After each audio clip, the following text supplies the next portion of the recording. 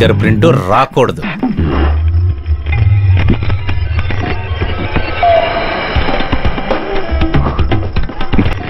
ఈ సెట్టియర్ గాడు ఎవిడెన్స్ అంతా ఎక్కడ పెట్టాడో తెలియలేదే. ఇదా?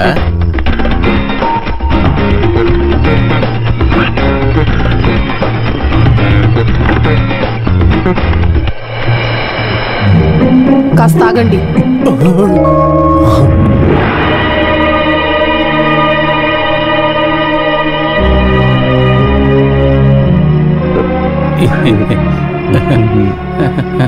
ఆ బ్యాగ్ ఇవ్వండి.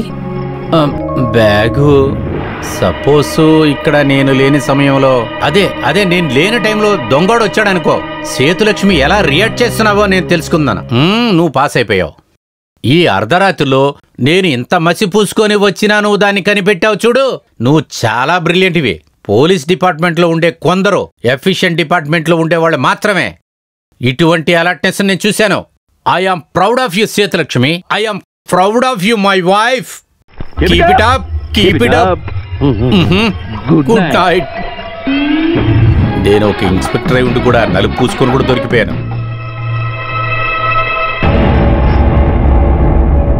అవును, కలెక్టర్ ఫంక్షన్ కి మాధవన్ రావటం లేదు. మీరు దీన్ని అరిచి ఎవరికి చెప్పాల్సిన అవసరం లేదు. ఆ పరదేశీయుడు నాతో రావడం నాకు ఇష్టం లేదు.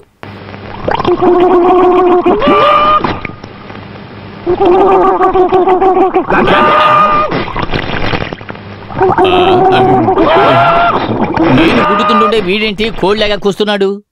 ఇది వీడు పెట్టిన గుడ్డ? ఒక మనిషిని ప్రశాంతంగా తిననివ్వని జన్మ వీడిది.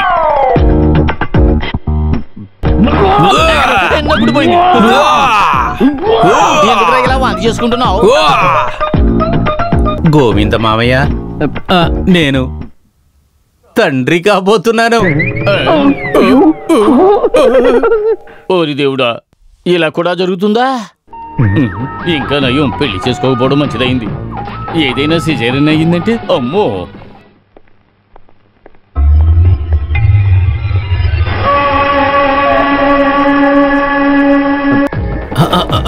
సేదు, నీకెక్కడిస్తామో నేను అక్కడికి వస్తాను. ఇవాళ సాయంకాలం మనం ఒకటిగా స్పెండ్ చేద్దాం. Official meeting. ఈ సండేలో నన్ను జోక్ చేయకు. ఒక హస్బెండ్ కి తెలియాలి కదా వైఫ్ ఎక్కడికి వెళ్తుందో. టక్కని ఇంత పెద్ద బ్యాగ్ తీసుకుని దొంగోడికి భయపడి వెళ్ళిపోక. ఎందుకంటే ఒక ఇన్స్పెక్టర్ నీకోసం కాపలా ఉన్నాడు. భయమంతా తన గురించే.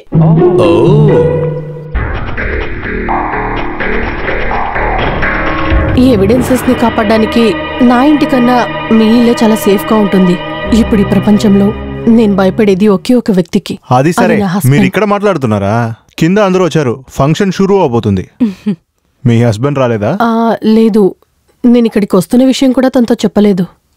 పబ్లిక్ ముందు నన్ను అవమానించే ఏ ఛాన్స్ కూడా ఆయన మిస్ చేసుకోరు. I'm sorry. ఆయన మీ హస్బెండ్ అన్న వల్ల ఆయన్ని పర్సనల్ గా పిలిచాను. అలా అయితే మర్చిపోయి ఉంటారు. దాని గురించి అసలేం చెప్పలేదే. మంచిదైంది. చెటియారు, ఆ ఫైల్ నాకు దొరకలేదే. ఫైల్ నా దగ్గర సేఫ్ గానే ఉందిలే. దానికి నేను కొంచెం కష్టపడ్డాను. నేను అక్కడికి వచ్చేదా? వద్దు, నేను చెప్పినప్పుడు వస్తే చాలు. మీరు ఇటు చూడు చెటియార్, ఈ ఫైలు విలువ నాకు బాగా తెలుసు. మీకు మీ అబ్బాయి అంటే ప్రాణాలతో సమానం. అటువంటి పరిస్థితిలో నేను ఏది అడిగితే అది మీరు ఇస్తారు. ఏంటి తమ్ముడు ఇలా మాట్లాడుతున్నావు? మీ కొడుకు మొన్న నన్ను కేవలంగా మాట్లాడాడు కదా, ఆ రోజునే నేను మనసులో పెట్టుకున్నా. సరే, మనం ఇప్పుడు నేరుగా కలుసుకుందాం. నేను మళ్ళీ ఫోన్ చేస్తాలే. ఏంటి నాన్న? వాడు సరిగా ఉన్నట్లేడే.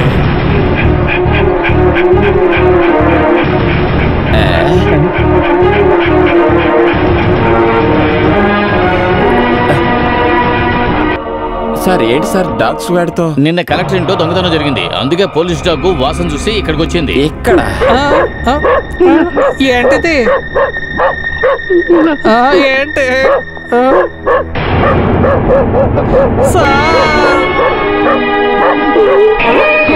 అదేలా నిన్న రాత్రి లాకప్ లోనే ఉన్నాడు కదా.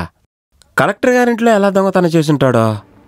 చాలా ముఖ్యమైన విషయం ఒకటి చెప్పనే నేను మిమ్మల్ని ఇక్కడ పిలిచాను. నా ఇంట్లో వచ్చి ఫైల్ దొంగతనం చేసింది కుమరప్పనని కనిపెట్టాను. కానీ లాకప్లో ఉన్నవాడు ఎవరి సహాయంలో బయటికి వచ్చాడు, ఎవరు వాడు వెనక ఉండారని ఇది ఎంత అడిగినా వాడు చెప్పట్లేదు. కడాన పని పోతుందన్న భయంలో కానిస్టేబుల్ చార్లీ నిజం చెప్పాడు. వాడు స్టేట్మెంట్లో మీ హస్బెండే దీంట్లో విల్లన్. మీ కుటుంబ గొడవ అంతా నా వైఫ్ చెప్పి నాకు బాగా తెలుసు. మీ ఇద్దరి మధ్యలో హస్బెండ్ అండ్ వైఫ్ రిలేషన్షిప్ లేదు కదా? ఫేట్ వేరేం చెప్పగలను? మీ హస్బెండ్ అన్న వల్లనే నేను చార్లీ స్టేట్మెంట్ని ఇంకా రహస్యంగా పెట్టుకుని ఉన్నాను. ఒక మాట ఇస్తే మాధవ్ని కాపాడేకవుతుంది. No, you can take action against him. అంత కోపం ఉందా ఆ మనిషి మీద మీకు? నేనేం చేసింది ఎవరైనా సరే శిక్ష పడాల్సిందే. ఇలాంటి ఒక పరిస్థితిలో మనం అవసరపడి నిర్ణయం తీసుకోకూడదు. దీని సంబంధంగా ఏదైనా ఒక విచారణ వస్తే మాధవన్ మాత్రం కాదు, మీరు దొరికిపోతారు. ఒక ముఖ్యమైన కేసు ఫుల్ ఎంక్వైరీ రిపోర్ట్స్, ఆ కేసు విచారిస్తున్న సబ్ కలెక్టర్ హస్బెండే దొంగని తెలిస్తే మీకు సంబంధం ఉంది అని అర్థం.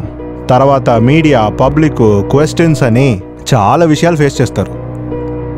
Don't be afraid, nothing will happen. అన్నీ నేను తెలిస్తే సాల్వ్ చేయగలను. సేతులక్ష్మి, మీరు నన్ను ఒక థర్డ్ పర్సన్గా చూడొద్దు. నా అన్ని సహాయం మీకు ఖచ్చితంగా ఇస్తాను. వ్యతిరేకంగా నేను యాక్షన్ తీసుకుంటే ఇప్పుడు ఎప్పటికీ నువ్వు పోలీసులో ఉండలేవు. అది నేను చేయకుండా ఉండేందుకు కారణం ఆ మేడం మాత్రమే. Mind it.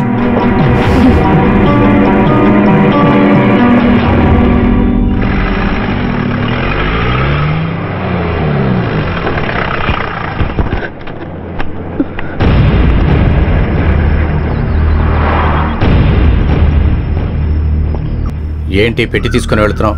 నువ్వు ఎక్కడ టూర్కి వెళ్తున్నావా? ఏమైంది సేతు?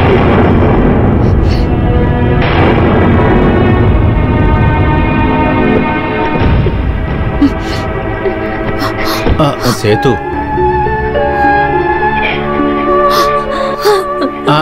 అత్తయ్య ఎక్కడికి వెళ్తున్నారు? ఏమైంది? నీ వల్ల నా కొడుకుని పోగొట్టుకున్నాను. వాడు ఎక్కడున్నాడో అని కూడా నాకు తెలీదు. మేము మా కూతురుతో కలిసి ఎక్కడో ఒకసాట బతుకుతాం బాబు. అత్తయ్య, ఏం మామయ్య ఏమైంది? ఎవడ్రా మావా? నీకు నాకు ఏంటి సంబంధం? ఒక అమాయకురాల్ని బెదిరించి చేసుకున్న పెళ్లే కదా ఇది. అది ఇకపైన వద్దు.